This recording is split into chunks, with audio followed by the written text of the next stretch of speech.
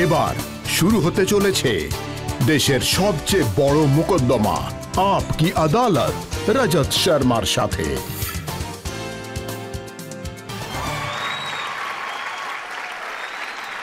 নমস্কার, thank you very much.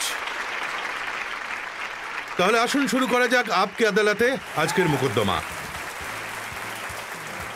আজ আমাদের অতিথি হলেন এমন এক লিডার যিনি খুবই সংঘর্ষের সাথে, খুবই পরিশ্রমের সাথে দেশীয় পলিটিক্সে নিজের জায়গা করে নিয়েছেন, যিনি নিজের বুকে গুলিও খেয়েছেন, লাঠিচার্জ সহ্য করেছেন, জেলেও যেতে হয়েছে।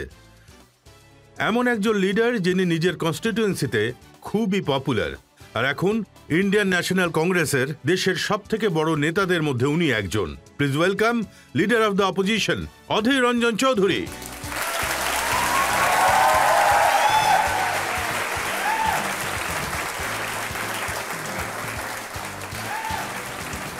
আর আমি আমন্ত্রণ জানাচ্ছি আপকে আদালতে আজকের জাজ, যিনি খুবই স্পেশাল।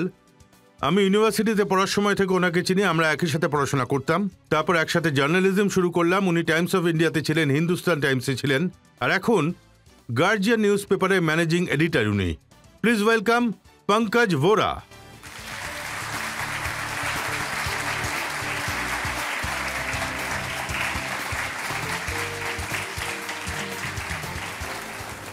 এবার আপকে আদালতে আজকের মোকদ্দমা শুরু করার আগে, প্রশ্ন আর অভিযোগের ঝড় শুরু হওয়ার আগে আজকের জাজ পঙ্কজ ভোরার অনুমতি চাইব মোকদ্দমা শুরু করার জন্য। মোকদ্দমা শুরু করা হোক। আপনার উপর প্রথম অভিযোগ ওঠার আগে একবার নজর বোলাবো অধীর রঞ্জন চৌধুরীর পলিটিক্যাল ক্যারিয়ারের দিকে। কংগ্রেসের সিনিয়র লিডার অধীর রঞ্জন চৌধুরীকে মুর্শিদাবাদের নবাবও বলা হয়। অধীর রঞ্জন চৌধুরী পশ্চিমবঙ্গের মুর্শিদাবাদ থেকে 5 বার লোকসভা নির্বাচন জিতেছেন। অধীর রঞ্জন চৌধুরী হচ্ছেন লোকসভায় অপোজিশনের লিডার। কেন্দ্রে যখন ডক্টর মনমোহন সিংয়ের সরকার ছিল, তখন অধীর রঞ্জন চৌধুরীকে রেলওয়ে মন্ত্রণালয়ের মিনিস্টার অফ স্টেট করা হয়েছিল। লোকসভায় আসার আগে অধীর রঞ্জন চৌধুরী পশ্চিমবঙ্গ বিধানসভার মেম্বার ছিলেন। ছাত্র জীবন থেকেই রাজনীতি শুরু করা অধীর রঞ্জন চৌধুরী প্রথমে বেশ কিছু বছর বামপন্থী দলের সঙ্গে কাটিয়েছিলেন। কংগ্রেসে যুক্ত হওয়ার পর অধীর রঞ্জন চৌধুরী সাধারণ কর্মকর্তা থেকে পশ্চিমবঙ্গে কংগ্রেসের প্রদেশ অধ্যক্ষ পদ অবধি পৌঁছেছিলেন। অধীর রঞ্জন চৌধুরী স্পষ্ট বক্তা হওয়ার জন্য সবসময় কোনো না কোনো বিতর্কের মধ্যে জড়িয়ে পড়েন। আপ কি আদালতে অধীর রঞ্জন চৌধুরী আজ নিজের মোকদ্দমা নিজেই লড়বেন। তাহলে আসুন শুরু করা যাক আজকের মোকদ্দমা আপকে আদালতে। প্রথম অভিযোগ অধীর রঞ্জন চৌধুরীর ওপর। আপ কি আদালতে কংগ্রেসের সিনিয়র লিডার অধীর রঞ্জন চৌধুরীর ওপর অভিযোগ হলো যে ইনি একটুতেই অধৈর্য হয়ে পড়েন। অধীর বাবু, আমি আপনার নামের মানে দেখছিলাম। অধীর মানে অস্থির, অধীর মানে ব্যস্তবাগীশ, অধীর মানে চঞ্চল। তাহলে কি আপনি ছোটবেলা থেকে এরকম ছিলেন, না এখনো আপনি অস্থির?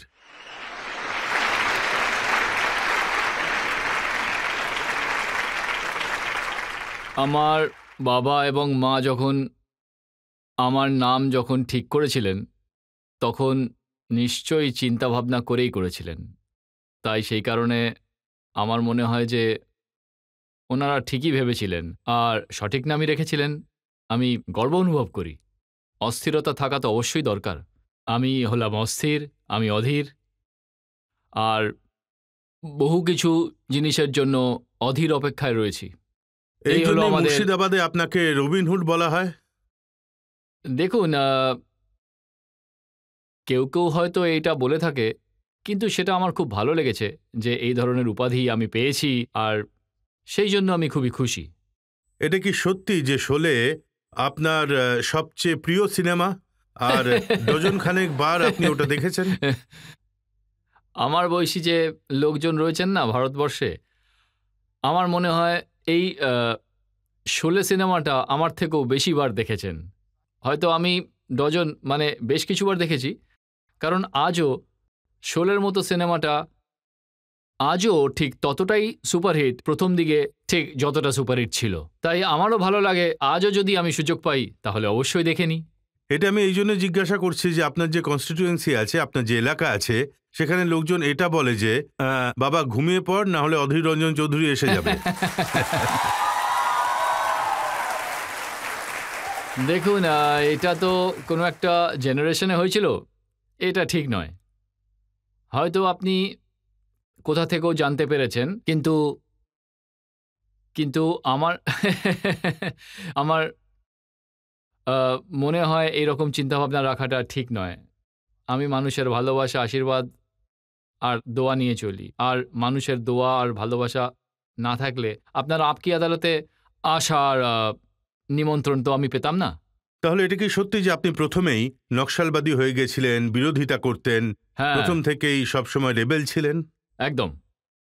আপনি হয়তো জেনে থাকবেন যে বাংলায় সব থেকে প্রথমে হিন্দুস্তানে যে নকশাল রাজত্ব, মানে নকশালি মুভমেন্ট শুরু হয়েছিল, তখন আমি স্কুলের ছাত্র ছিলাম। মনে হয়েছিল যে এতেই দেশের ভালো হবে, দেশের মঙ্গল হবে। দরিদ্রের সমস্ত সমস্যার হাত থেকে, সমস্ত কষ্টের হাত থেকে মুক্তি পাওয়ার জন্য এটাই সব থেকে বড় উপায় হতে পারবে, এটাই একটা পথ হবে। তাহলে এতে যদি যুক্ত হওয়া যায়। কিন্তু ওই সময় তো আমি একদমই ম্যাচিওর ছিলাম না। তখন স্কুলে পড়াশোনা করতাম, আর সেটাও গ্রামের মতো একটা শহরের স্কুলে, সরকারি স্কুলে। তাই স্বাভাবিকভাবেই সেই সময় আমার মধ্যে এতটা বুদ্ধি বিবেচনা ছিল না, ভাবুকতা ছিল, উত্তেজনা ছিল, জিনিসের প্রতি বিদ্বেষও ছিল খুব। সব মিলিয়ে চলে গেছিলাম। তাহলে আপনার এত দম যে 14 বছর বয়সে আপনি মার্ডার করেছিলেন আর জেলে গেছিলেন? না, মার্ডার, আরে কোথা থেকে কি সব বলছেন মার্ডার। মানে আমরা আন্দোলন করার সময় অনেক কিছুই করেছি। যেমন ধরুন, কখনো আপনার বাড়ি থেকে হয়তো আমরা বন্দুক লুট করেছি, এমন নয়, কিছু তো একটা করেছি।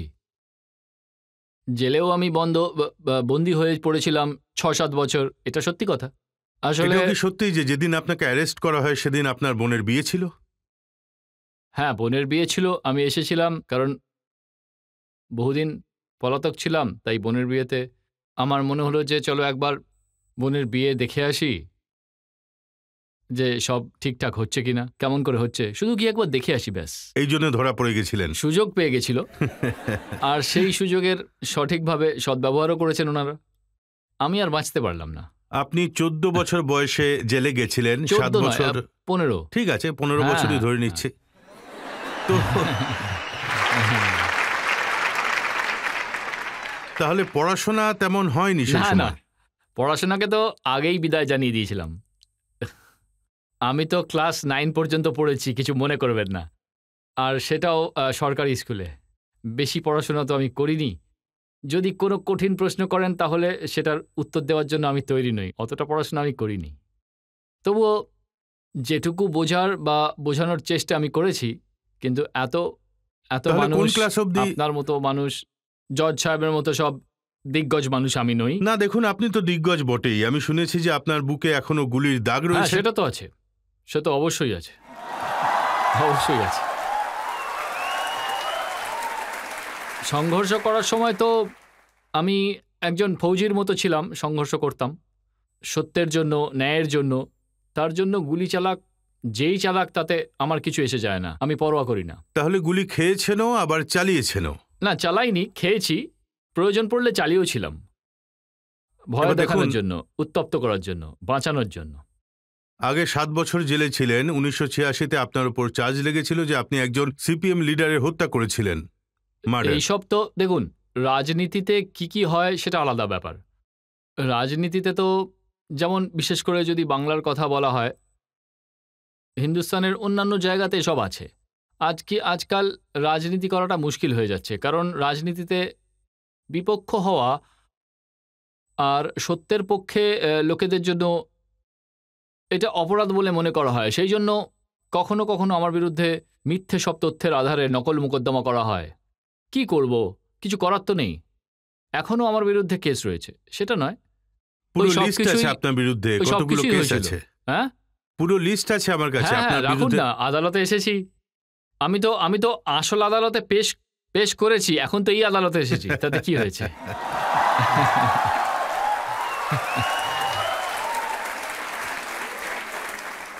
দেখুন, আসল আদালত তো ওটা যেখানে আপনাকে বারবার যেতে হয়, পছন্দ জনতা করে সিদ্ধান্ত আমাকে। নয় যে আপনি। সেটা তো আলাদা ব্যাপার। সেই আদালতে যেতে আমারও খুব ভালো লাগে, যথেষ্ট ভালো লাগে। আমি চাই যে বারবার জনতার আদালতের সামনে দাঁড়িয়ে তাদের মুখোমুখি হয়ে যতটা আমার কাছে আমার পক্ষে সম্ভব আমি জবাব দেব। এ নিয়ে আমার কোনো রাগ নেই। যেই হোক, এখানে যত আমার ভাই বোনরা রয়েছেন, আমাদের যত বয়স্করা, যার ইচ্ছে সে আমাকে প্রশ্ন জিজ্ঞাসা করতে পারেন। তো আমি কারোর 2005 ওপর- অভিযোগ উঠেছিল ডবল মার্ডারের আপনার উপর। হ্যাঁ, আর বলবেন না, বাংলায় ডবল ট্রিপল লেগেই থাকে। মার্ডার কেসের অভিযোগের তো বৃষ্টি হয়, সেটা নিয়ে আমার কোনো অসুবিধা নেই। যে আমার বিরুদ্ধে সঠিক পদ্ধতিতে কেউ যদি রুলিং পার্টির বিরুদ্ধাচরণ করে, কখনো কখনো হয়ে যায় এসব। কিন্তু আমি তো চাই যে আদালতের সামনে পেশ হোক সেটা। যদি সঠিকভাবে আমি কোনো অন্যায় কোনো কাজ করে থাকি, যদি কোনো আইন বিরুদ্ধ কাজ করে থাকি, তাহলে আমারও শাস্তি হওয়া উচিত। তাহলে তো শোলের মতোই আপনার জীবন কেটেছিল, জয় আর বীরুর মতো জেল থেকে বারবার যাওয়া আসা।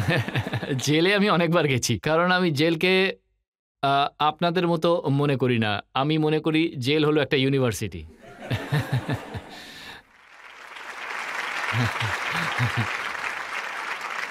কিন্তু আপনি সত্যিই কি কখনো কাউকে মেরেছেন?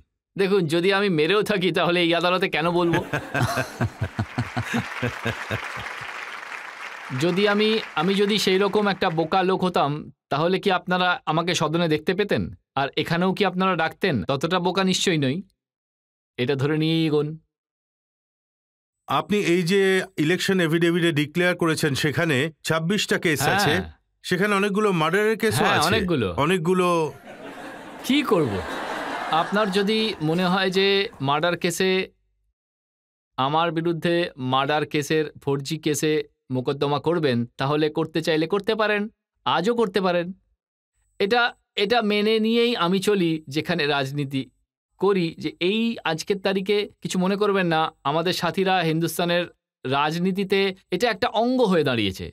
বিরোধ করাটা কোনো অপরাধ নয়, বিরোধিতা করাটা কোনো অন্যায় নয়, কোনো বেআইনি কাজ নয়। বিরোধিতা করাটা উচিত। বিরোধিতা করলে আমাদের লোকতন্ত্রের আরও উন্নতি হবে, লোকতন্ত্র আরও শক্তিশালী হবে। আর তার সঙ্গে বিরোধিতারও সত্তাতে যেই থাকুক না কেন তার সম্মান করা উচিত, তাকে অনুমতি দেওয়া উচিত। অনেকগুলো কেস রয়েছে পাবলিক সার্ভেন্টকে মারার। পাবলিক সার্ভেন্টকে মেরেছি মানে আপনি কোথা থেকে খুঁজে নিয়ে এসেছেন আমি জানি এই না। দেখুন, আপনারই তো, আপনি সেটা সাবমিট আপনাদের করেছেন, যে তাতে আছে। ইনভেস্টিগেশন অফিসার রয়েছে তার থেকে নিশ্চয়ই কোনো ভুল হয়েছে। কিছু কেস আছে যাতে বন্দুক ছিনিয়ে নিয়েছেন। হ্যাঁ, সেটা তো আগে থেকেই রয়েছে, অনেক আগের ঘটনা। আমি তো এখানে বললামই আপনাকে, যা করেছি তাতে লুকোনোর তো তেমন কিছু দরকার নেই আমার, কারণ যা আছে তাই আছে। তাহলে আপনার আপনার হিসাব সামনেই। অনুযায়ী আপনার উপরে কতগুলো কেস চলছে? আমাকে দেখতে হবে, উকিলবাবুকে জিজ্ঞেস করতে হবে। যদি আপনার মতো উকিল যদি আমার থাকতো তাহলে তো বলার প্রয়োজন হতো না। আমার তো আপনার মতো মানে রজতবাবুর মতন উকিল দরকার। আমি তো আপনার যে ইলেকশন এফিডেভিট রয়েছে হ্যাঁ, সেটা দেখেছি, আমি তো তাতে কিছুই ক্রিমিনাল লুকাইনি। কেসের লিস্ট হ্যাঁ, আছে, রয়েছে। অবশ্যই আছে। আর আপনি যদি এখন এই বছর দেখেন, সেখানে 90% কেসে আমি ছাড়াও পেয়ে গেছি। এইবার যদি আমি ভোটে দাঁড়াই তাহলে আবারও আমাকে এফিডেভিট জমা দিতে হবে, তখন দেখা যাবে যে এর মধ্যে 90% নেই। কিন্তু এমন অনেকগুলো ঘটনা রয়েছে, যেমন 2013 ফেব্রুয়ারি মাসের ঘটনা। সরকারি গাড়িতে দাঁড়িয়ে আপনি প্রোটেস্ট শুরু হ্যাঁ, করেছিলেন। নিশ্চয়ই করেছি। তখন সাপোর্টাররা ডিএম অফিসে ভাঙচুর করেছিল। তখন আপনি আপনার শার্ট খুলে হাওয়ায় ওড়াতে লাগলেন না, সৌরভ গাঙ্গুলির মতো। আমি বলেছিলাম যে দেখো, তোমরা ভাঙচুর করো না, আন্দোলন করো। আর সেই সময়কার বয়ান যদি আপনি দেখেন তাহলে দেখবেন আমি বলেছিলাম যে I was thriving hard to pacify the agitated mobs. আমি এটা বলেছিলাম সবাইকে শান্ত করার জন্য। একটা গাড়িতে দাঁড়িয়ে আমাকে মানুষকে এটা বলতে হয়েছিল যে শান্ত হয়ে যাও। তাই সাধারণ মানুষের বিষয় নিয়ে আমাদের লড়াই করা উচিত। এজন্য যদি কালেক্টর সাহেবকেও, যদি এমনকি ডিজি, আইজি, মন্ত্রী, প্রধানমন্ত্রী সবার বাড়িতেই যদি আমাকে যেতে হয়, আন্দোলন চলাকালীন আন্দোলন করতে হয়, এখনও আমি যাওয়ার জন্য একেবারেই রাজি রয়েছি। এতে আমার কোনো আপত্তি নেই। আমার কোনো চিন্তা করার কোনো কারণই নেই। এখন আমি এটাই মেনে চলি। এখনও যদি প্রয়োজন পড়ে তাহলে এটাই করব, আপনি যেটা বলছেন।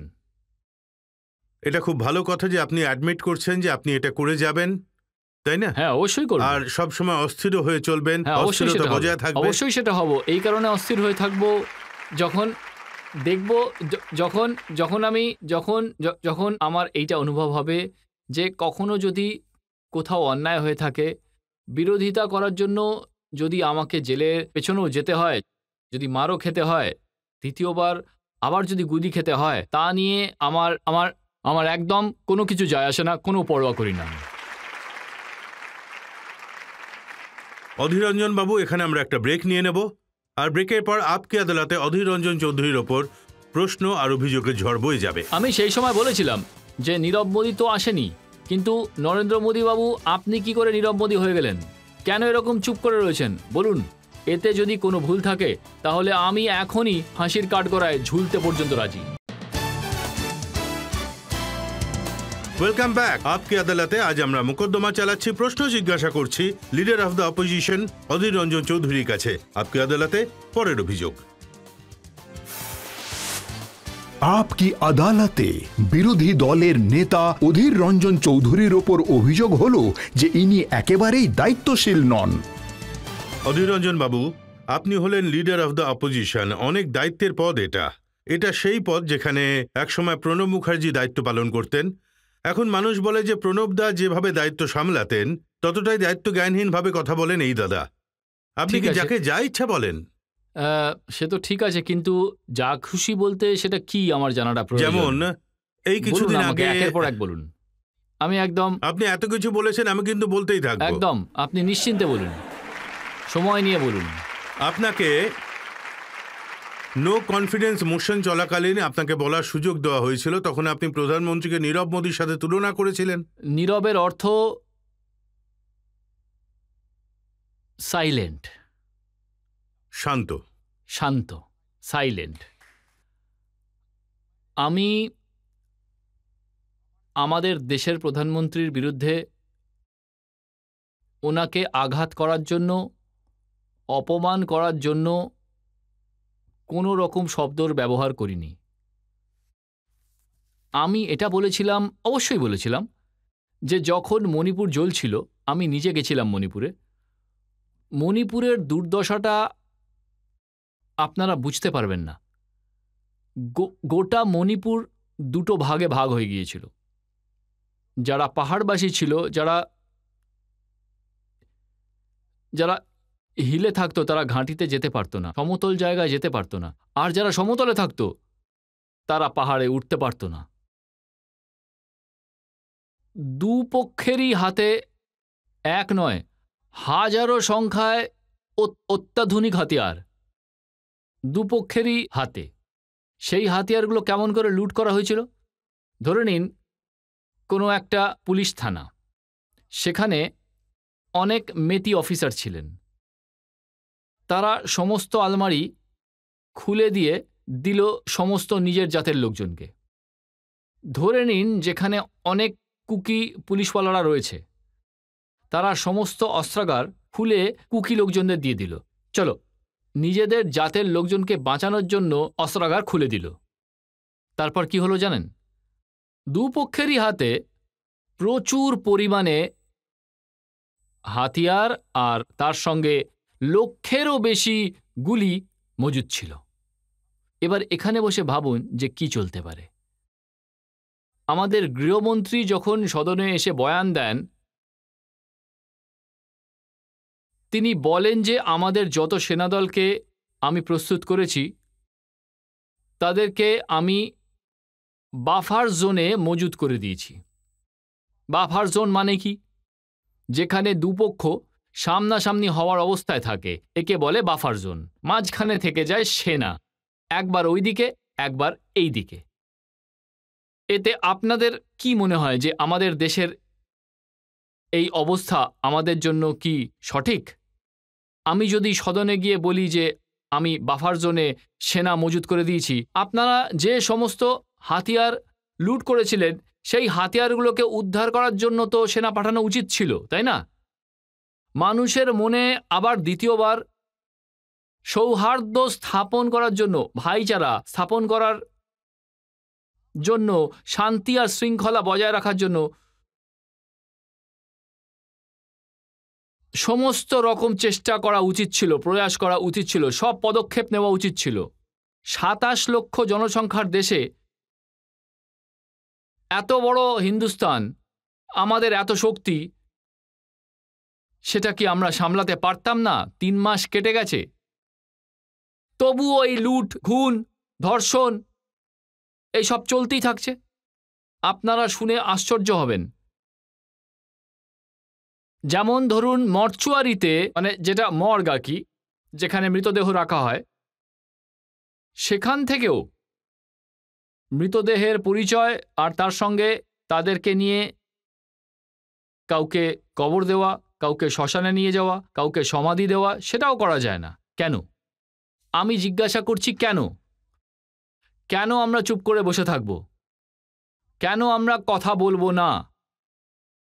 যদি মণিপুরের ঘটনা মেইনল্যান্ড ইন্ডিয়াতে, ধরে নিন বিশেষ করে দিল্লি বলুন, ইউপি বলুন, হরিয়ানা বলুন, রাজস্থান, মেইনল্যান্ড ইন্ডিয়াতে এর সবথেকে বেশি প্রভাব পড়ত, তাহলে সরকার চুপ করে বসে থাকতো না।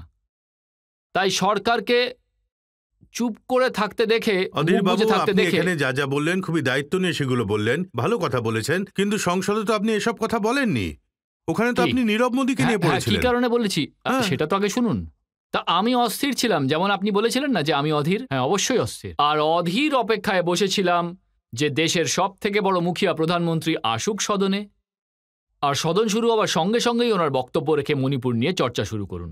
ছাড়ুন, যেদিন চর্চা শুরু হলো আমি বললাম যে প্রধানমন্ত্রী বাবু, দেখুন, সদনে আসার জন্য আপনার বিরুদ্ধে আমাদের অবিশ্বাসের প্রস্তাব দিতে হয়েছে। আমি বললাম, যা বলেছি ঠিক বলেছি, অন রেকর্ড বলেছি। দেখুন, কখনো আমাদের শাস্ত্রে বলে যে যখন মহাভারতের যুদ্ধ হয়েছিল তার আগে দ্রৌপদীর বস্ত্রহরণ হয়েছিল, কারণ রাজা ছিলেন অন্ধ আর ধৃতরাষ্ট্র ছিলেন রাজা, যাকে বলা হতো যে অন্ধ রাজা। আর সেই সময় দ্রৌপদীর বস্ত্রহরণ হয়েছিল। আজও আমাদের বাড়ির দ্রৌপদীদের বস্ত্রহরণ করা হচ্ছে। তাহলে পার্থক্য কোথায় থাকলো? হস্তিনাপুর আর মণিপুরের মধ্যে পার্থক্য কোথায় থাকলো? সেখানেও রাজা অন্ধ ছিলেন, আর হয়তো এখানেও রাজা অন্ধ। তাহলে অন্যায়টা কোথায় বলুন? নাম্বার 1, আপনারা সবাই অন রেকর্ড দেখবেন, সবাই অবশ্যই দেখবেন। তাই তো অমিত শাহ বলেছিলেন প্রধানমন্ত্রীর এরকম অপমান সহ্য করব না, এসব ঠিক নয়। এক মিনিট, আমি বলিনি, কারণ এখানে সবাই লেখাপড়া জানা মানুষ। গুগল খোলো, ইউটিউব খোলো আর দেখে নাও। দ্বিতীয় কথা আমি যেটা বলেছি, যে অনেক বছর আগে, অনেক বছর হয়ে গেছে, নীরব মোদী আমাদের দেশ থেকে ব্যাংক লুট করে, গুপ্তধন লুট করে 15,000 কোটি টাকার থেকেও বেশি টাকা লুট করে চলে গেছেন। আপনার এত শক্তিশালী সরকার আটকাতে পারল না, ওনাকে জেলে ঢোকাতে পারল না। উনি ফুর্তি করে বেড়াচ্ছেন, সমুদ্রের ধারে বাইরের দেশে মজা করে বেড়াচ্ছেন। আমি তো জানি যে নীরব মোদী পালিয়ে গেছেন, কিন্তু আমার মনে হয় যে আপনিও আজও আমাদের দেশে একজন নীরব মোদী রয়েছে। কারণ এই কথাটা বলার জন্য সবাই আমাকে বাধ্য করা হয়েছিল। আমি বলতেই যাচ্ছিলাম যে নরেন্দ্রর অর্থটা আসলে কি। নরেন্দ্রর মানে হলো কিং অফ দ্য হিউম্যান, মানুষের রাজা। তাই মানুষের যে রাজা থাকেন, প্রজাদের যখন দুরবস্থা হয় তখন রাজা চুপ করে থাকবেন কেন? এটাই আমি বলার চেষ্টা করেছিলাম, আমাকে বলতে দেওয়া হয়নি। তাই সেই সময় আমি বলেছিলাম যে নীরব মোদী তো নেই, কিন্তু নরেন্দ্র মোদী বাবু আপনি কি করে নীরব মোদী হয়ে গেলেন? এরকম চুপ করে রয়েছেন কেন বলুন? এর মধ্যে যদি কোনো অন্যায় থেকে থাকে আমি এক্ষুনি ফাঁসির তক্তায় ঝুলতে রাজি আছি। আপনারা পরখ করে দেখে নিন, সমস্ত কিছু রেকর্ডে রয়েছে। সবার সামনে আমি আবার হলপ করে বলছি, আর অন্তর থেকে বলতে চাই যে দেশের প্রধানমন্ত্রী, তিনি হলেন আমাদের দেশের প্রধানমন্ত্রী। যতই হোক, যাই হোক, উনি আমাদের বিপক্ষ দলের হয়ে ভোটে জিতেছেন, কিন্তু যখন প্রধানমন্ত্রী হয়ে যায় তখন তিনি কারণ নয়, তিনি দেশের। তো দেশের দেখুন, প্রধানমন্ত্রী এক বলেছেন মিনিট, যে এক মিনিট। যখন আপনাকে বলার সুযোগ দেওয়া হয়েছিল তখন আপনি গুড়কে গোবর করে হ্যাঁ। দিয়েছিলেন। প্রধানমন্ত্রীর এই কথাটা আমি অবশ্যই লক্ষ্য করেছিলাম। আমি তো প্রথমেই বলে দিয়েছিলাম যে আমি এত লেখাপড়া জানা মানুষ নই, তাই হয়তো আমি গুড়কে গোবর করে দিতেই পারি। কিন্তু প্রধানমন্ত্রী কবে থেকে গরুকে ঘৃণা করেন আমি সেটা জানি না। গোবর তো গরুর থেকেই পাওয়া যায়। গরুর রাজনীতি, গরু গঙ্গা গীতার রাজনীতি করেন এরা। তাহলে কি এখন গরু অপছন্দের জিনিস হয়ে গেল? যে গরু থেকে গোবর হয় সেই গোবরকে উনি ঘৃণা করছেন এখন। আমি দ্বিতীয় কথাটা এটা বলতে চাই, মন থেকে বলতে চাই যে যে দেখুন, আমেরিকাতে একটা কথা চলতি আছে, before election one may be Democrat or Republican, but after election everybody is American. ভোটের আগে যে কোনো পার্টি থাকতে পারে, ভোটের পরে সব তখন দেশের সরকার হয়ে যায়, কোনো পার্টির জন্য নয়। তাহলে আমরা এই আদব কায়দা কেন পালন করতে পারব দেখুন, না? এসব আদব কায়দার বিষয়ে আপনার পুরনো সঙ্গী জ্যোতিরাদিত্য সিন্ধিয়া আপনার কথা বলেছিলেন। সিন্ধিয়াজি বলেছিলেন যে অধীর রঞ্জন বাবুর না দেশের চিন্তা আছে, না মণিপুরের চিন্তা আছে, না প্রধানমন্ত্রীর সম্মানের চিন্তা আছে, না রাষ্ট্রপতির চিন্তা আছে। ওনার তো শুধু পার্টিতে নিজের অস্তিত্ব বজায় রাখার চিন্তা আছে। কিন্তু তাও তো কিছু একটা চিন্তা আছে। ওনার কি চিন্তা রয়েছে? কিন্তু কিন্তু ওনার কি চিন্তা আছে বলুন? আমাদের পার্টি থেকে পালন পোষণ করে বড় হয়েছেন। ওনার বাবা নিজে জ্যোতিরাদিত্য সিন্ধিয়া ভাই। আমি তো ওনাকে, আমার সঙ্গে খুবই ভালো সম্পর্ক, তেমন কিছু নয়, সমুদূর সম্পর্ক। এই যে কথাটা সেদিন আমি ছিলাম, তো আমি এইটাই বলতে চাই যে ভাই তুমি তো নিজে ধর্ম পালন করনি। কংগ্রেসের দৌলতে তুমি মন্ত্রী হয়েছ, নেতা হয়েছ। আজ আমি যেখানে বসে আছি সেখানে ওনার বসার কথা ছিল। আমি তো ওনাকে ভরসা করে চলতাম। উনি ভালো ইংরেজি বলেন। কিন্তু উনি তো বলেছেন যে আপনারা ওনাকে ওখানে উনি পাঠিয়ে দিয়েছেন। ভালো ইংরেজি জানতেন, ভালো হিন্দি জানতেন। কিন্তু উনি কি করলেন?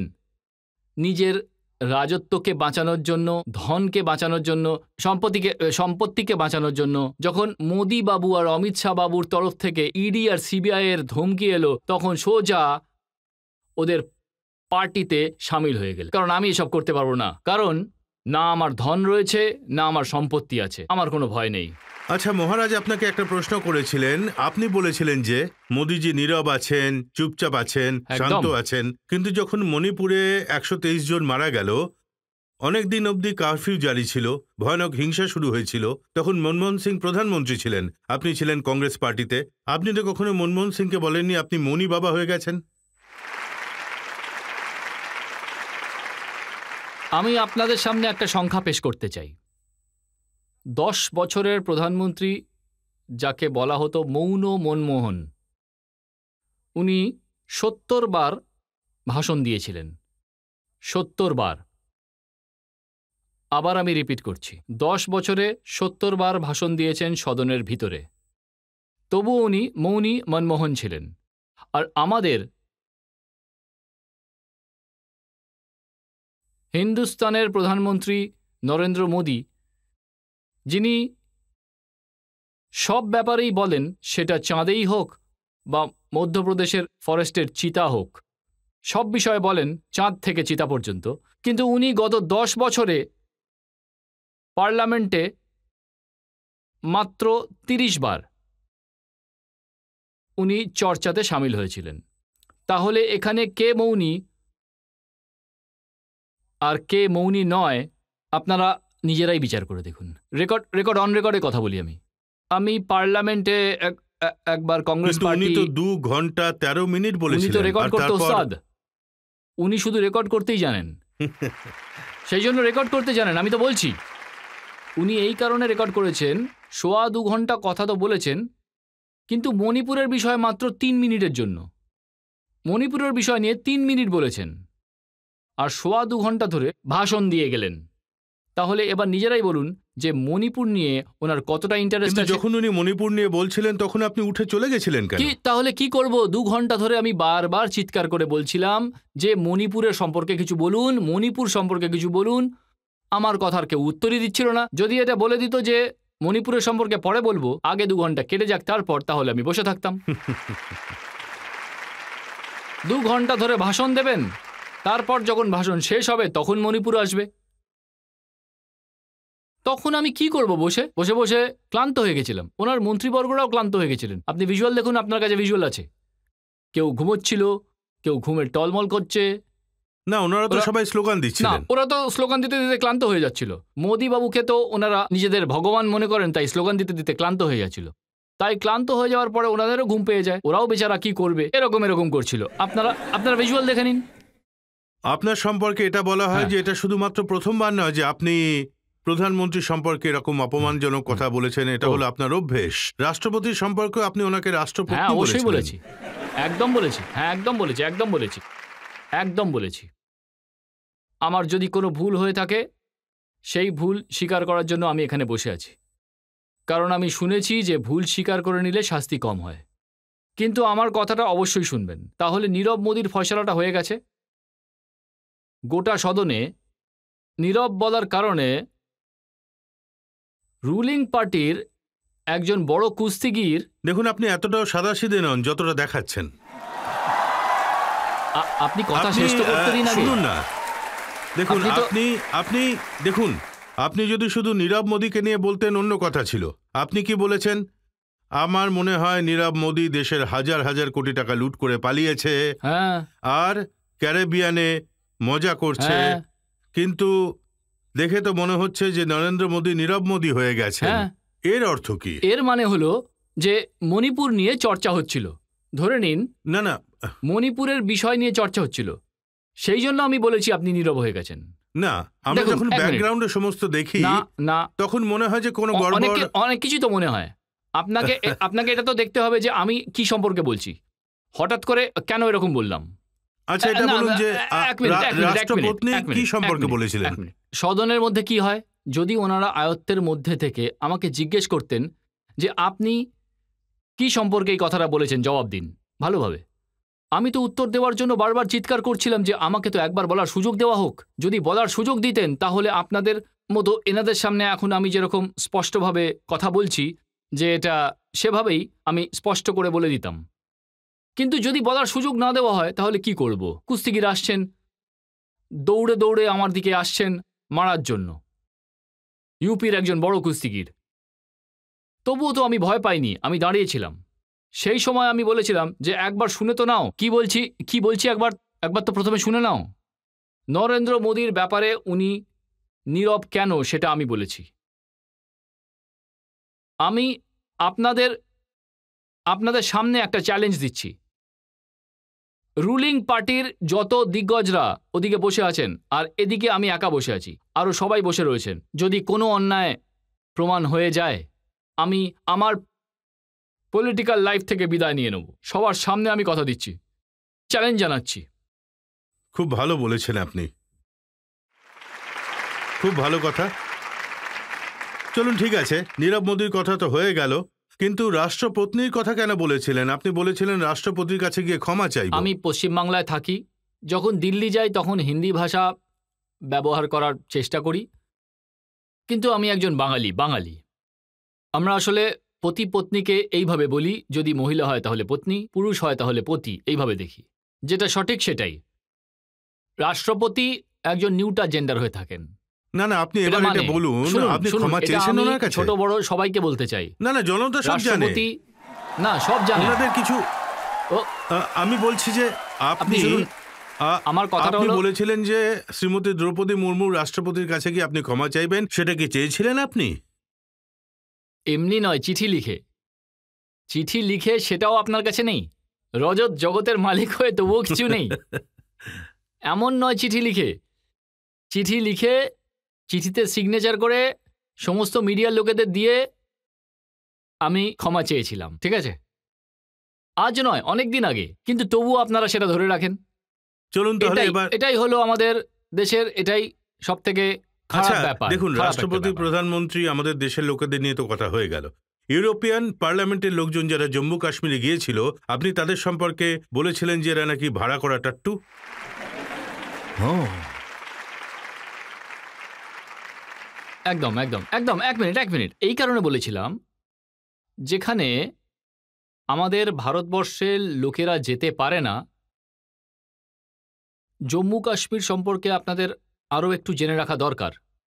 যেখানে আমাদের দেশের নেতা বলুন, সাধারণ মানুষ বলুন, কাউকেই যাওয়ার অনুমতি দেওয়া হয় না সেই সময়।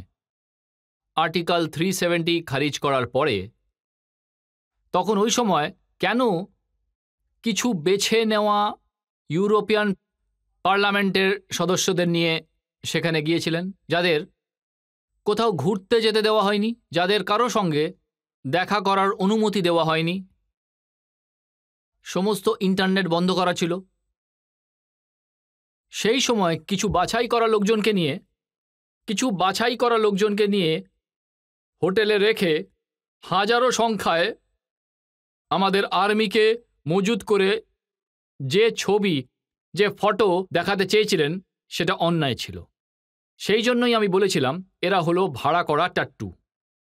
একদম বলেছিলাম। দেখুন, এই জন্য বলেছিলাম সংস্কৃতিতে এরকম শব্দ ব্যবহার না হয় না, না। এই জন্য বলেছিলাম আমি তো বললাম যে আমি হিন্দি শিখছি, সেই কারণেই তো বলেছি। ভালো হিন্দি শিখুন, না এই টাট্টুটাই শিখতে হবে আপনাকে।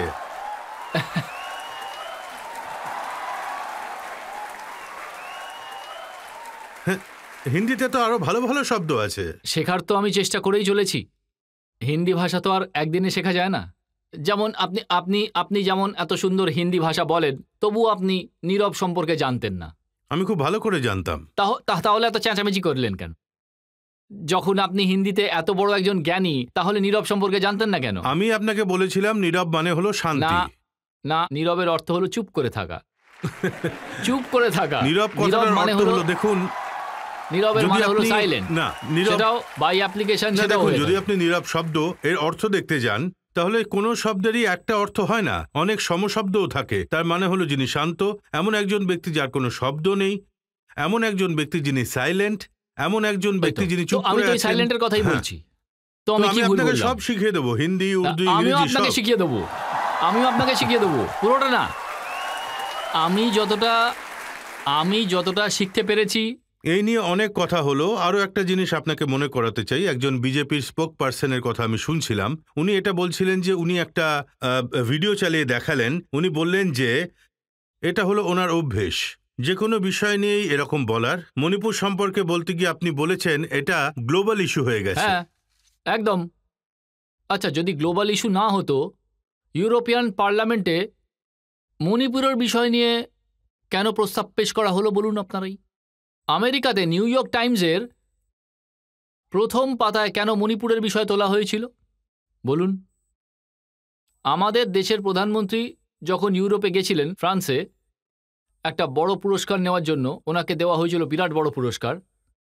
সেই সময় যখন ইউরোপের প্রধানমন্ত্রী নিজে বিরাজমান, সেই সময় ইউরোপিয়ান পার্লামেন্টে এই প্রস্তাবটা রাখা হয়েছিল। তাহলে এটা গ্লোবাল ইস্যু নয় তো কি ইস্যু আপনারাই বলুন? ইউনাইটেড নেশনে এই বিষয় নিয়ে চর্চা হয়, বলুন। ইউনাইটেড নেশন কি কোনো পার্টির নাকি? সারা পৃথিবীর একটা সংগঠনের নাম হলো ইউনাইটেড নেশন। এবার বলুন, সেখানেও এই বিষয় নিয়ে চর্চা হয়। তাহলে আমি কি বলবো? এটা হলো জাতি দাঙ্গা। এই জাতি দাঙ্গা হলো এথনিক কনফিগারেশন। এটা শেখানো উচিত নয়, এটা দেশের জন্য ক্ষতিকারক হবে। আচ্ছা, মণিপুর নিয়ে আপনার পরামর্শ কি? আমার পরামর্শ হলো অল পার্টি ডেলিগেশন, সেটা কংগ্রেস হোক, বিজেপি হোক, ডিএমকে হোক, যত পার্টি আছে হিন্দুস্তানে, সমস্ত পার্টি ডেলিগেশন প্রধানমন্ত্রী মহাশয়ের তত্ত্বাবধানে চলুন। আমরা শান্তির বার্তা নিয়ে যাই মণিপুরে। আমরা মণিপুরবাসীকে বলি যে আপনাদের ভয় পাওয়ার কোনো প্রয়োজন নেই, গোটা হিন্দুস্তান আপনাদের সঙ্গে রয়েছে। দেখো, আমরা হলাম বিজেপি, দেখো আমরা হলাম কংগ্রেস, সবাই এক হয়ে সবাই মিলে মণিপুরের বিষয় নিয়ে, মণিপুরের সমস্যার সমাধান বের করার জন্য, মণিপুরের গোটা সমস্যাকে মেটানোর জন্য, এটাই না আমাদের করা উচিত ছিল? আপনার এই পরামর্শটা বেশ ভালো। একদম এটাই। এখানে নয়, সদনের ভেতরে দিয়েছি, লিখিত রূপে দিয়েছি আমরা। কথা যদি না শোনেন তাহলে কি করা যাবে? এখানে যদি বহুমতের বাহুবলী চলে তাহলে আমি কি করতে পারি? বহুমতের বাহুবলীতে কে কি করবে বলুন? আপনিও তো ওয়াকআউট করে গেছিলেন। আপনি সব দোষ পড়ে আমাদের ঘাড়ে। আপনি কি এটা জানেন? সদনের ভেতরে আমাদের পার্টির সব নেতাদেরকে, সে জওহরলাল নেহরুই হোক বা ইন্দিরা গান্ধী হোক অথবা রাজীব গান্ধী হোক, কীরকমভাবে তাদের গালিগালাজ করা হয় এটা কি কখনো দেখেছেন আপনারা? কখনো জানার চেষ্টা করেছেন আপনারা? আমি বলছি, আমার পাশে বসতেন সোনিয়া গান্ধী ম্যাডাম, প্রতিটা কথা ইটালি ইটালি ইটালি ইটালি বলে যেতেন। কেন? ইটালিতে জন্ম নেওয়া কি কোনো অপরাধ নাকি? আপনারা একদিকে বলেন যে বাসুদৈব কুটুম্বকম, গোটা পৃথিবী আমাদের আত্মীয়ের মতো। আপনারা বলেন যে আমাদের গীতার শ্লোক হলো বাসুদৈব কুটুম্বকম। আপনারা যদি এটা মেনে থাকেন তাহলে সোনিয়া গান্ধী ম্যাডামের জন্য কেন ইটালি ইটালি বারবার বলেন? আমাদের এখানে বোনেরা রয়েছেন, যখন শ্বশুরবাড়িতে চলে যান তখন আপনাদের কি পরিচয় হয়? যে বাড়িতে যান আপনার যিনি হাজব্যান্ড হয়ে থাকেন তার পরিচয় আপনার পরিচয় তৈরি হয়। এটাই হলো আমাদের সংস্কৃতি। এরা কি এটা মেনে চলেন? প্রতিদিন সোনিয়া গান্ধী ম্যাডামের বিরুদ্ধে গালিগালাজ চলতে থাকে। আমি বলে দিচ্ছি আপনাদেরকে একজন ইন্দিরা ম্যাডাম আর একজন রাজীব বাবু, আমরা কি ওনাদের অস্বীকার করতে পারি যে ওনারা দেশের জন্য বলিদান দেননি? ইন্দিরাজি কুরবানি দিয়ে শহীদ হয়ে গেছেন, রাজীব বাবুকেও শহীদ হতে হয়েছে। একই পরিবারের তিনজন প্রাইম মিনিস্টার, জওহরলাল নেহেরু, ইন্দিরা গান্ধী, রাজীব গান্ধী। এই পরিবারে যদি সোনিয়া গান্ধী 2004 সালে শুধু হ্যাঁ বলে দিতেন তাহলেই প্রধানমন্ত্রী হয়ে যেতেন। রাহুল গান্ধী বাবু যদি হ্যাঁ বলতেন তাহলেই প্রধানমন্ত্রী হয়ে যেতেন। দেওয়া হয়নি। ডাক্তার মনমোহন সিংকে দেওয়া হয়েছিল। সবাইকে এই ইতিহাসটা বলে দিচ্ছি, ইতিহাস সাক্ষী রয়েছে। ওই পরিবারের একজন সদস্য রাহুল গান্ধী সদস্য পদ খারিজ করে 1 মাসের মধ্যে বাড়ি থেকে ধাক্কা মেরে বের করে দেওয়া হয়েছিল তাকে। আর এটা দিল্লিতে, আপনারা দিল্লিতে গিয়ে দেখুন, এমন অনেক বাংলো রয়েছে যেখানে বিজেপি পার্টির নেতারা এখনও ওখানে থাকেন, যাদের কোনো সদস্য পদ নেই। রাহুল গান্ধীকে 1 মাস ক্ষমা করা হয়নি। আমি আপনাদের কাছে জিজ্ঞেস করতে চাই, রাজনীতিতে এই ধরনের প্রতিশোধ আমাদের দেশের পক্ষে ভালো নাকি খারাপ? আপনারাই বলুন। রাজনীতিতে এই প্রতিশোধই চলছে। আপনিও তো স্লোগান দেন যে মোদি তোমার কবর খোঁড়া হবে। দেখুন, সঙ্গে সঙ্গে তক্ষুনি। কিন্তু আপনারা পুলিশ পাঠাতে দেরি করেননি। ওই পুলিশ আসাম থেকে চলে এসেছিল। দিল্লি এয়ারপোর্টে এই কথা ভুল করে বলতে আমাকে ধরার জন্য আসাম থেকে পুলিশ চলে এলো। কিন্তু এটা যেদিনকে বলেছিলাম সঙ্গে সঙ্গে ক্ষমা চেয়ে নিয়েছিলাম। আর কি চাই বলুন? এবার জনতাকে জিজ্ঞেস করা যাক, কেউ কোনো প্রশ্ন করতে চান কি? স্যার, প্রিয়াঙ্কা গান্ধীকে আপনার কি মনে হয় ওনার কি পুরোপুরিভাবে রাজনীতিতে চলে আসা উচিত? কারণ ওনাকে কখনো দেখা যায়, আবার কখনো দেখা যায় না। নেমে গেছেন অলরেডি। কারণ আপনারা দেখবেন হিমাচল প্রদেশে কদিন আগে যে ভোট হয়েছিল, প্রিয়াঙ্কা ম্যাডাম সেখানে হাওয়ার মতো নেমেছিলেন, অনেক পরিশ্রম করেছিলেন, জয়লাভও করেছিলেন। আর আপনাদের মতো বহু মানুষ এটা চান যে প্রিয়াঙ্কা ম্যাডাম আরও বেশি করে রাজনীতিতে সামিল হোক আর রাজনীতিতে নিজের অস্তিত্ব বজায় রাখুক, সেটা চান। আপনাদের এই যে মনের ইচ্ছে, সেটা আমি নিশ্চয়ই আমি এই ইচ্ছাটা বলবো প্রিয়াঙ্কা ম্যাডামকে, অবশ্যই বলবো। এবার আরও একটা ব্রেক নিয়ে নেব, আর ব্রেকের পর অভিযোগ আর প্রশ্নের ঝড় বয়ে যাবে। চলুন, আমি আপনাকে মমতা ব্যানার্জিকে নিয়ে যা কিছু বলেছেন সেই বিষয়ে কিছু বলবো না। আপনি তো বলে দিয়েছেন, আর কি বলবেন? মানে রাহুল গান্ধী বাবুকে বিদেশ যাওয়ার জন্য টেলিপ্রম্পটারের মতো কোনো কৃত্রিম সাহায্যের দরকার পড়ে না। Welcome back. আপকে আদালতে আজ আমাদের অতিথি হলেন কংগ্রেস পার্টির সিনিয়র লিডার অধীর রঞ্জন চৌধুরী। আপকি আদালতে পরের অভিযোগ। আপকি আদালতে কংগ্রেসের সিনিয়র লিডার অধীর রঞ্জন চৌধুরীর ওপর অভিযোগ হলো যে ইনি নিজের পার্টির জন্যই সমস্যার সৃষ্টি করেন। অধীর রঞ্জন বাবু, আপনি একজন এত বড় সিনিয়র নেতা, কংগ্রেস পার্টি আপনাকে এত দায়িত্ব দিয়েছে, অনেক কষ্ট করে রাহুলজি, সোনিয়া ম্যাডাম মিলে 26টা পার্টির একটা অ্যালায়েন্স তৈরি করেছেন। পাটনাতে যেদিন অ্যালায়েন্সের প্রথম মিটিং হচ্ছিল, আপনি বলেছিলেন তৃণমূল কংগ্রেস হলো চোরদের পার্টি। অভিষেক ব্যানার্জি ইনভেস্টিগেশনের হাত থেকে পালাচ্ছেন, অপরাধ করেছেন, উনি একজন চোর। মমতা ব্যানার্জি একজন চোর। একদিকে ওনারা আপনাদের পার্টি অ্যালায়েন্সে যুক্ত হচ্ছেন আর আপনি ওদের চোর বলছেন। আমি সেদিন স্পষ্টভাবে বলেছিলাম যে পাটনার বিষয় আলাদা আর কলকাতার বিষয় আলাদা। কারণ সেই সময় আমাদের ওখানে ভোট চলছিল আর ভোট নিয়ে খুব গন্ডগোল হচ্ছিল, কি আর করা যাবে। বাংলায় আমাদের পার্টিকে বাঁচিয়ে রাখার জন্য এটাও তো আমাদের কর্তব্য। কিন্তু আপনি মমতা ব্যানার্জিকে বলেন যে মমতা ব্যানার্জি হলো মোদিজির দালাল। দেখুন, উনি বিপক্ষকে কমজোর করার জন্য মোদিজির দালালি করছেন। দেখুন, আমি আপনাকে একটা কথা বলতে চাই। এই সময় এমনিতে তো আমি পার্টির একজন নেতা, আর এই জাতীয় স্তরে একটা বোঝাপড়ার পরিবেশ হতে চলেছে, যার নাম হলো ইন্ডিয়া। আর ইন্ডিয়ার এই রকম চেহারা দেখতে পেয়ে মোদিবাবু একটু ঘাবড়েই গেছেন। তাই আমি চাই যে মোদিবাবুর এই ঘাবড়ে যাওয়াটা আর একটু বেড়ে যায়।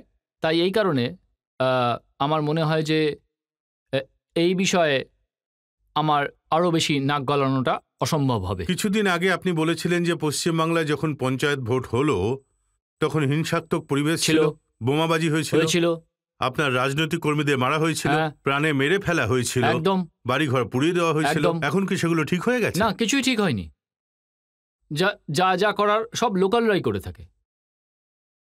তার মানে এই নয় যে সব ঠিক হয়ে গেছে। কিন্তু আমি আপনাকে এটা বলতে চাই, দেখুন, একটা পুকুর আর নদীর মধ্যে তো পার্থক্য রয়েছে, এটা আপনাকে ভাবতে হবে। ওটা আমার কাছে একটা পুকুর, দেশ হলো আমার কাছে একটা নদী। পুকুরের চেয়ে বেশি মূল্য দেওয়া উচিত নদীকে।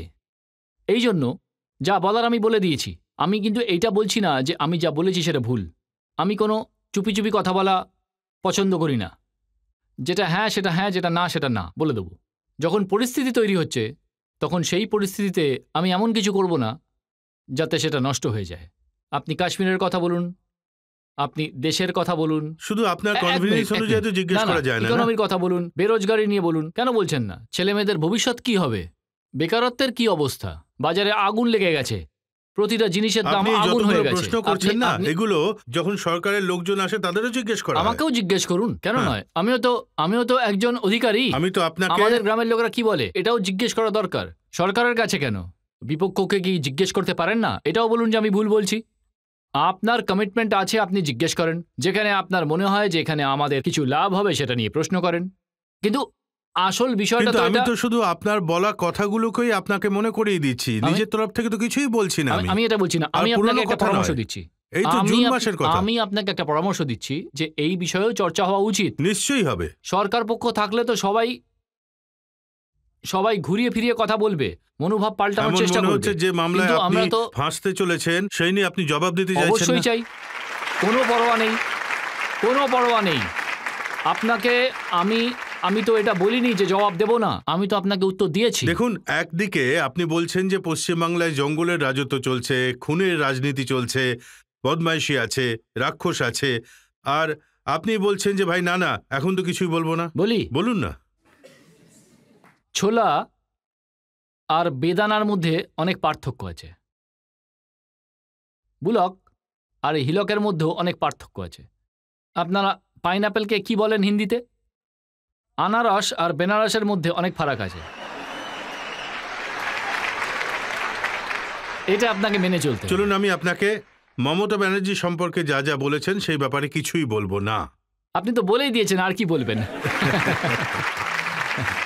কিন্তু মমতা ব্যানার্জির সাথে আপনার ঝগড়া তো অনেক পুরনো আছে। ঝগড়া নয়, হ্যাঁ, দুটো পার্টিতে একে অপরের সঙ্গে তো ভিন্ন মত থাকেই।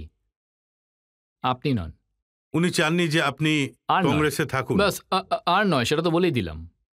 চলুন, আমি আপনাকে আরো একটা বয়ান মনে করিয়ে দিচ্ছি, যার জন্য আপনার পার্টির লোকজন সমস্যায় পড়েছিল। আপনি পার্লামেন্টে বলেছিলেন যে রাহুল গান্ধীকে পাপ্পু বলা হয়। আমি এটা বলিনি। আমি অবশ্যই বলেছিলাম যে সমস্ত লোকরা রাহুল বাবুকে পাপ্পু বলে তাদের উদ্দেশ্যে আমার কিছু উপদেশ আছে। উপদেশ হলো এই যে আমাদের যে প্রধানমন্ত্রী তিনিও বিদেশে যাত্রা করেন, রাহুল বাবুও করেন। আপনারা হয়তো নিশ্চয়ই দেখেছেন, প্রধানমন্ত্রী তো প্রতি মাসেই যান, রাহুল গান্ধীও মাঝে মধ্যে যান। তফাৎ এটা যে প্রধানমন্ত্রী যখন বিদেশ গিয়ে ভাষণ দেন তখন ওনার টেলিপ্রম্পটারের প্রয়োজন পড়ে, যেখানে দেখা যায় আপনার ভাষণ লেখা থাকে, অন্য কেউ জানতে পারে না, কিন্তু যে বলে সে দেখতে পাবে যে কি লেখা আছে সেটা পড়তে হবে। এটাকে বলে টেলিপ্রম্পটার। আর রাহুল গান্ধী নির্দ্বিধায় কথা বলতে জানেন। সেটা অক্সফোর্ডই হোক, স্ট্যানফোর্ডই হোক, সেটা হার্ভার্ডই হোক না কেন, যাই হোক। মানে রাহুল গান্ধীকে বিদেশে যেতে হলে টেলিপ্রম্পটারের মতো কৃত্রিম সাহায্যের দরকার পড়ে না। রাহুল গান্ধী নির্দ্বিধায় নিজের বিচক্ষণতায় কথা বলতে জানেন। কিন্তু আমাদের দেশের প্রধানমন্ত্রীর টেলিপ্রম্পটারের প্রয়োজন পড়ে, তবুও রাহুল গান্ধী বাবুকে কেন পাপ্পু বলা হয়? আপনাদের যদি খারাপ লাগে তাহলে অন্য ব্যাপার, এটা আমার চিন্তাধারা। আমি নিজের বিচার অনুযায়ী, আমার সিদ্ধান্ত অনুযায়ী চলি। তাহলে ওনাকে পাপ্পু বলা উচিত নয়। আপনি বুঝে নিন। পাপ্পু কেন বলা হবে সেটা তো কখন থেকে আমি সেটাই বলতে চাইছি। আরো একটা বয়ান আপনার, আমি বলছি। মানে আপনি পাপ্পু কেন বলবেন সেটা তো অন্তত আমাকে বলে দিন, তবে না আমি আপনাকে বলবো কেন বলা উচিত। বিজেপির লোকের এরকম কথা বলে। আমার কাজ হলো আপনাকে প্রশ্ন জিজ্ঞাসা করা। আপনি চায়না সম্পর্কে একটা টুইট করেছিলেন। আপনি লিখেছিলেন, be careful China, Indian forces know how to defeat. আপনার মনে আছে এটা? আর তারপর পার্টি আপনাকে বলল যে আপনি এটা ভুল বলেছেন, আপনার কথাটা ফেরত নিন। আনন্দ শর্মার স্টেটমেন্ট আমার কাছে আছে। ওটা অনেক পুরনো, সেটা অন্য কথা ছিল, যে ইয়োলো পেরিল আমাদের পক্ষে ক্ষতিকর, ব্যাস সেই সময় এটা আলাদা বিষয় ছিল। আপনি কিন্তু আপনাদের এটাই হলো মুশকিল। আনন্দ শর্মা বলেছেন যে এটা ওনার আউটবাস্ট ছিল, সমস্যা। আর এটাকে তারপর উনি আবার বলেছেন ভিউজ অফ লোকসভা লিডার অধীর রঞ্জন চৌধুরী। আর ঠিকই বলেছেন, এটা ঠিকই বলেছে। আমার যা ভিউ তাই বলেছি। আমি বলেছিলাম যে চায়না আমাদের জন্য ইয়োলো পেরিল হয়ে যাচ্ছে, মানে হলুদ বিপদ সংকেত, ইয়োলো পেরিল। আপনারা দেখুন, লাদাখে ঢুকে পড়েছে, অরুণাচলে ঢুকে পড়েছে, আর তাই তো বিপদ সংকেত কিনা বলুন? তাই আমি আমার ভিউ বলেছি। আমার কাছে মনে হয় যে এটা আমাদের জন্য মহাবিপদ। চায়না হলো আমাদের কাছে বিপজ্জনক। সেই সময় বলেছি যখন লাদাখে কোনো ঘটনা ঘটেনি, যখন অরুণাচলে আমাদের মাতৃভূমিতে ঢুকে চায়না গ্রাম তৈরি করেনি, সেই সময় বলেছিলাম। আমার মনে হয়েছিল তাই বলেছিলাম, আমার এই বিপদের অনুভূতি হয়েছিল তাই বলেছিলাম। এতে অন্যায়ের কি আছে? যদি মানে আনন্দ শর্মার যদি এটা মনে হয় যে এটা ইন্ডিভিজুয়াল ওপিনিয়ন, হ্যাঁ এটা আমার ইন্ডিভিজুয়াল ওপিনিয়ন ছিল, এখনো আমি ইন্ডিভিজুয়াল ওপিনিয়ন দিচ্ছি। এখন দেশ এটা মনে করে, সেই সময়ও আমার ইন্ডিভিজুয়াল ওপিনিয়ন ছিল, একদমই ছিল, কিন্তু সেটা প্রফেটিক ছিল। হ্যাঁ, আমার এই ইন্ডিভিজুয়াল ওপিনিয়নটা প্রফেটিক ছিল। চায়না লাদাখে 2000 স্কোয়ার কিলোমিটার আমাদের জমি কবজা করে রেখে দিয়েছে। অরুণাচলে 300-রও বেশি গ্রাম তৈরি করে রেখেছে। আমাদের জন্য বিপজ্জনক হয়ে যাচ্ছে। সিকিম, অরুণাচল, আমাদের জন্য লাদাখ, সব জায়গায় অরুণাচল থেকে লাদাখ পর্যন্ত আমাদের জন্য বিপজ্জনক হয়ে যাচ্ছে। সেই জন্যই আমি ওই সময় বলেছিলাম ইয়েলো পেরিল, মানে হলুদ বিপদ সংকেত। এবার বলুন এতে অন্যায়ের কি আছে? যদি আমার পার্টির কারোর মনে হয় যে এটা পার্টির নয়, নিজের মতামত, তাহলে তাই। আমাদের পার্টি হলো লিবারাল পার্টি, এখানে আমার বলার অধিকার আছে। আপনি নাকি খুব তাড়াতাড়ি রেগে যান, আমাদের অ্যাংরি ম্যান অমিতাভ বচ্চনের মতন। তো আপনি আপনার রাগকে কিভাবে কন্ট্রোল করেন? জল খেয়ে নি।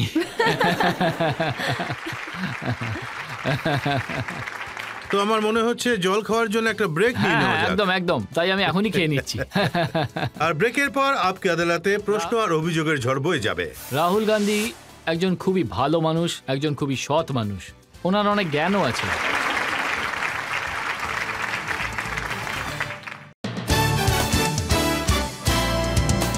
ওয়েলকাম ব্যাক আপকে আদালতে। আজ আমাদের অতিথি হলেন কংগ্রেস পার্টির সিনিয়র লিডার অধীর রঞ্জন চৌধুরী। আপকে আদালতে পরের অভিযোগ। আপকি আদালতে কংগ্রেসের সিনিয়র লিডার অধীর রঞ্জন চৌধুরীর ওপর অভিযোগ হলো যে ইনি একটুতেই ভুলে যান। এই অভিযোগটা এসছে আপনার বাড়ি থেকে। আপনার জন্মদিন ছিল, পালন করার জন্য আপনার স্ত্রী দুবাইতে আপনার অপেক্ষা করছিলেন, আর আপনি ফ্লাইট মিস করেছিলেন। কি করব, কখনো কখনো এরকম হয়ে যায়, কাজে কখনো আটকে পড়ি, তাই হয়ে যায় এরকম। তাহলে উত্তম মধ্যম খেয়েছিলেন? একদম, বাপরে। এ তো সবসময় খেতে হয়। আপনারা হয়তো আমার থেকে বেশি ভাগ্যবান। আমার তো সবসময়। আপনার ওয়াইফ এখানেই বসে আছেন, ওনাকেই ওনার প্রতিক্রিয়া জিজ্ঞেস করি। খুব ভালো লেগেছে, কারণ ঠিকটা বলেছে। সততার একটা জোর আছে, and I like that. Thank you. আমি শুনেছি আপনি কখনো কখনো আপনার রাস্তা ভুলে যান, নিজের বাড়ির কথা ভুলে যান। কোথায় যেতে হবে? না, সেরকম নয়, চলতে চলতে হয়তো কখনো ভিড়ভাট্টায় হয়ে যায়। আর দিল্লি তো এত ভালো করে আমি চিনিও না। দিল্লি তো একটু গোলকধাঁধার মতো, তাই না? দিল্লির রাস্তা মানে কেমন যেন একটু অদ্ভুত রকমের, তাই আমার ওখানকার রাস্তাঘাট খুব একটা চেনা নেই। তাই হয়তো কখনো কখনো জিজ্ঞেস করতে হয় যে ভাই কোন দিক দিয়ে যেতে হবে, এরকম হয় কখনো কখনো, যে কোনো লোকেরই হয় এটা। আমার হয়তো একটু বেশিই হয়। কিন্তু আমি শুনেছি যে আপনি সবকিছু ভুলে যেতে পারেন, কিন্তু ফুটবল দেখতে ভোলেন না। ভালো তো লাগেই। তো আপনি কি ওয়ার্ল্ড কাপ দেখতে যান? হ্যাঁ যাই, একদিনের জন্য যাই, ফাইনাল যদি টিকিট পাই তাহলে। অনেক চেষ্টা চরিত্র করে যাওয়ার চেষ্টা করি আমি ময়দানে, মানে ইতিহাসের একটা সাক্ষী হয়ে থাকা, আর সেটাও ফুটবল জগতের ইতিহাসের সাক্ষী হওয়া আমি খুবই পছন্দ করি। আমি ঘোরার জন্য যাই না, শুধু ফাইনালে যাই, তাড়াতাড়ি যাই আর ফিরে আসি। কিন্তু যেতে ভালোই লাগে, যদি সুযোগ পাই তাহলে ভীষণ খুশি হই, খুব মজা হয়, খুব খুশি হই। জনতা থেকে কেউ প্রশ্ন করবেন? আমার প্রশ্ন আপনাকে এটাই যে আপনি কাকে নিজের শত্রু মনে করেন পলিটিক্সে, মোদিকে না মমতা ব্যানার্জিকে?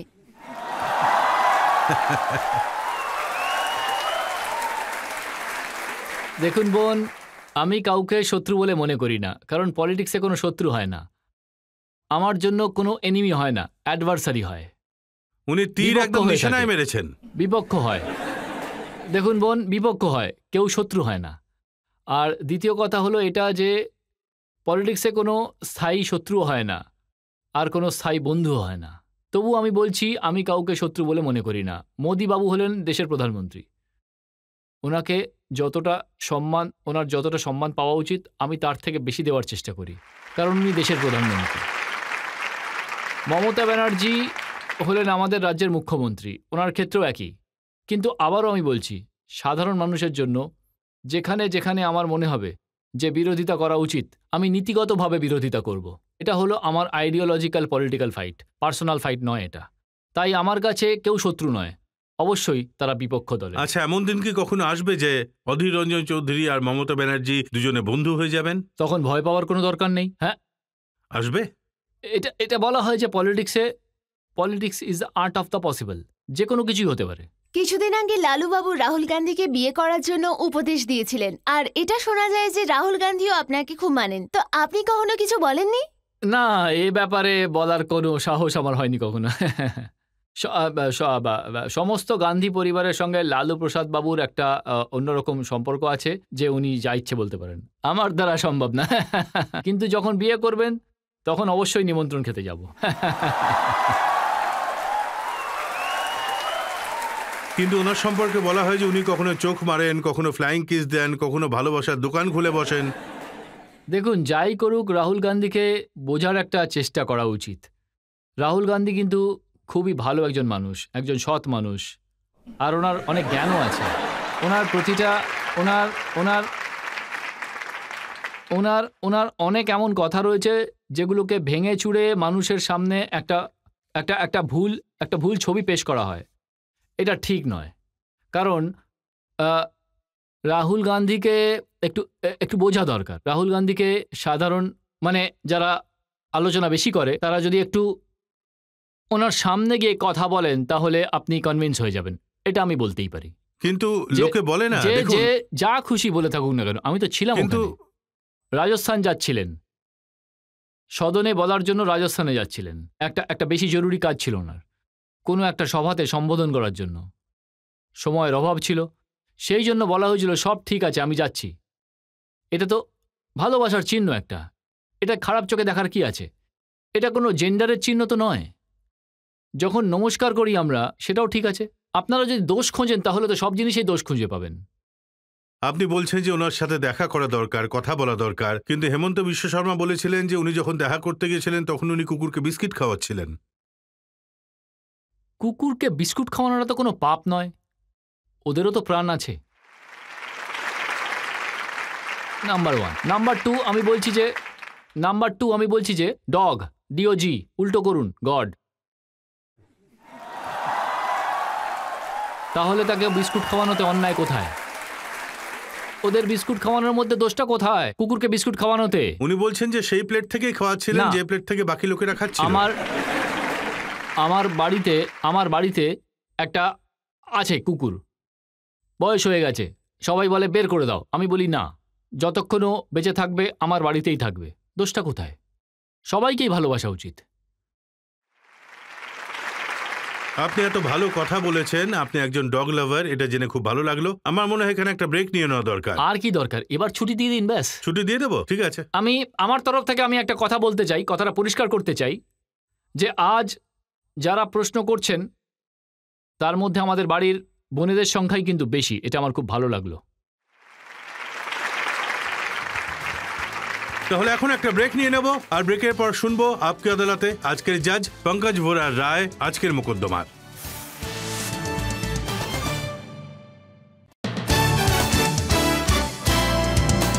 Welcome back. আজ আমরা মোকদ্দমা চালালাম কংগ্রেস পার্টির সিনিয়র লিডার অধীর রঞ্জন চৌধুরীর ওপর।